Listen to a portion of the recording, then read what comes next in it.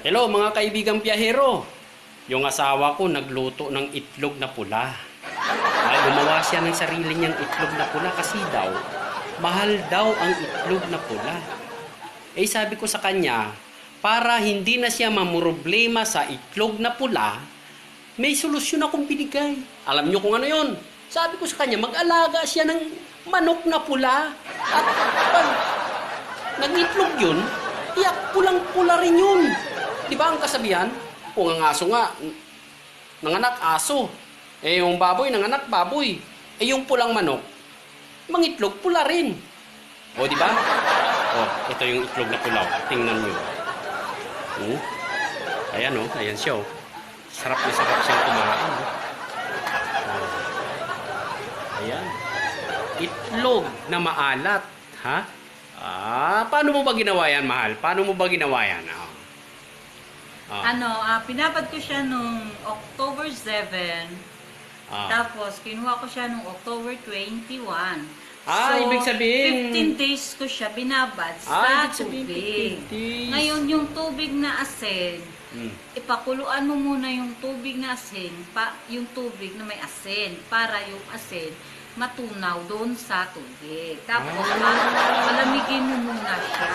Tapos, pag lumamig na, ilagay mo itong itlog na maalat at itlog na hilaw pa. Ibabad mo siya ng 15 days. Ngayon, niluto ko siya ng... Kasi ang sabi niya, luto na daw. So, kinuha ko rin. Minako siya ng 2 oras pa lang.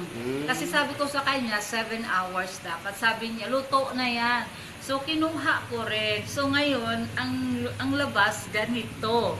Pero okay na rin siya, kaya lang yung balat yung malambot pa kasi kulang pa sa laga.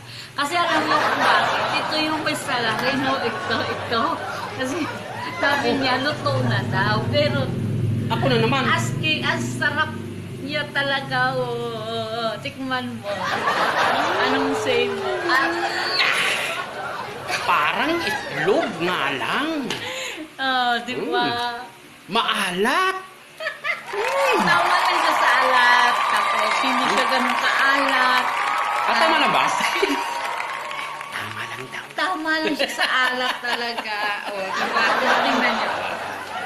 Ang itlog niya. Hindi pa siya ganun kaluto kasi may sala rin ito. Ang sabi niya, Ako na naman. Luto na daw. Kaya, siyempre ako, tinanggal ko rin. Ayan.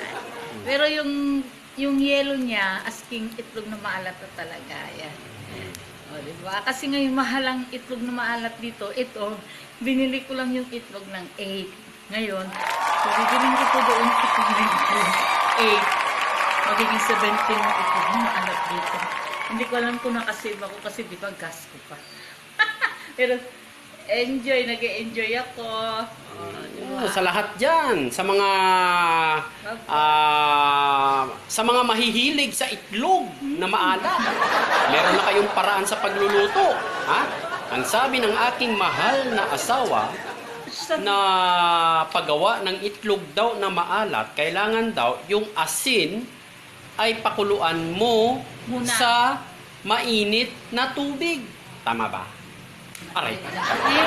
Ano? Sa malamig. Sa malamig. Ilagay mo yung asin sa malamig na tubig at pakuluan. Hindi ko sinabi. Ikaw mix na lagi ng lahat eh. Kaya nagkaganito sa itlog ko eh.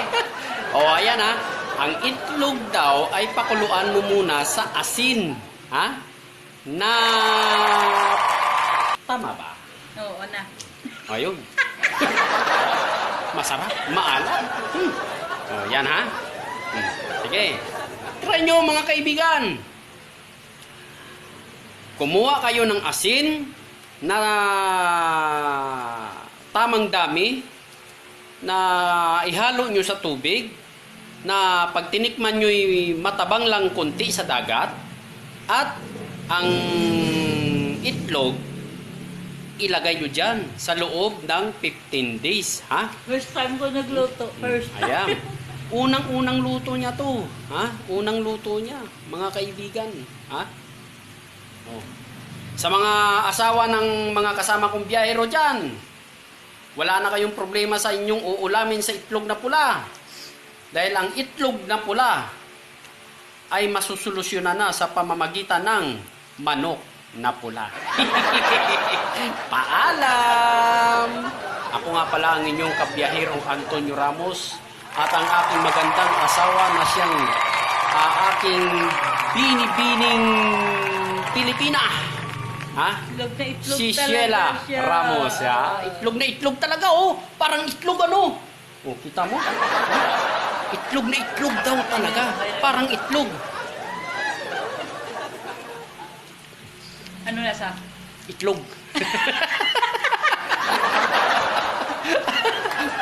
Bye-bye! Paalam! Hello mga followers! Ako nga pala ang inyong kabiyahero, Antonio Ramos, sa Facebook page na inyong pinalo. Nagpapasalamat ako ng marami sa inyo dahil binigyan nyo ng pansin ang aking mga nakakatawang video.